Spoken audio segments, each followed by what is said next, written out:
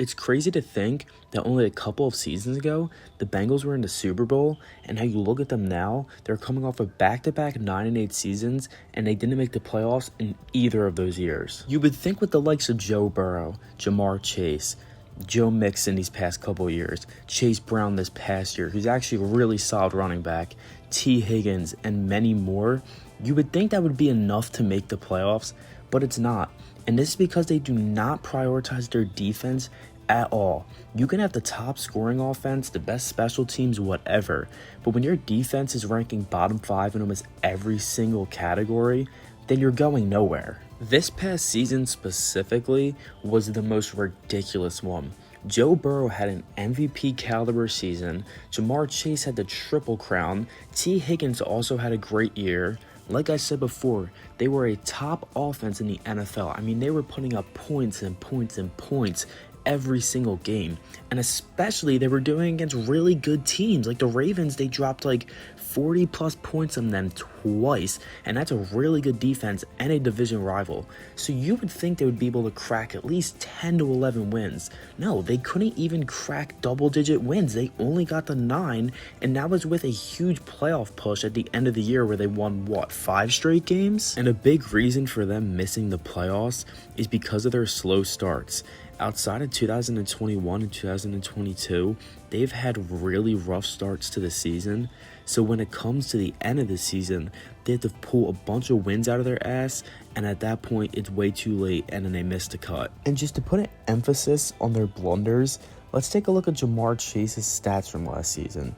He had 127 receptions, which was first in the NFL.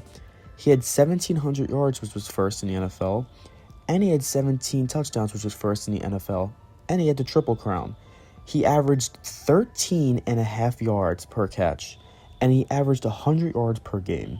I just don't understand how you have a guy like that on your roster and you can't even be the 7th seed. And even though I'm not a Bengals fan, this is all super frustrating to me.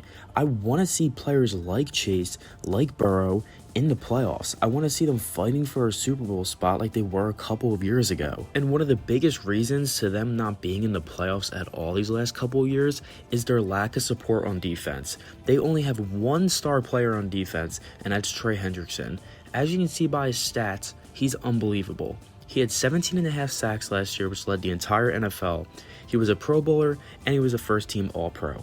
Now, I want you to look at the statistics of the rest of the defense and tell me that that is not a huge problem. The only thing that they really did to actually add to the defense is draft Shamar Stewart, who, you aren't even 100% sure is going to be good. And on top of that, you took forever to sign him. So you're already in bad blood with your new defensive player, and you also aren't sure if he's even going to be worth the first-round pick. And it's not me trying to knock on Stewart. I think he's a great player, but I feel like he's more of a project, and that's not something that the Bengals really need right now, considering their defense has huge holes, and the last thing they need is a guy that's going to take a couple of years to reach his full potential. The Bengals' last blaring issue is definitely Zach Taylor. He has a losing record, and he hasn't been able to outcoach anybody. You gotta think, his biggest win is obviously that AFC Championship game against the Chiefs, and that was only because Patrick Mahomes probably had one of his worst playoff performances ever, and Joe Burrow had a great game. If it wasn't for the players on the field, then he wouldn't really be anything. If they didn't even go on that run, he would probably be fired by now. And I think if the Bengals really want to take a turn, they need to fire him. He just isn't it. There's so many great coaches out there that are sitting on other staffs that are definitely better than Zach Taylor. So the two big things that the Bengals need to do is find a new head coach, and they really need to bolster their defense. If they can just invest one offseason all into their defense, then I promise you they're easily a 12-win team.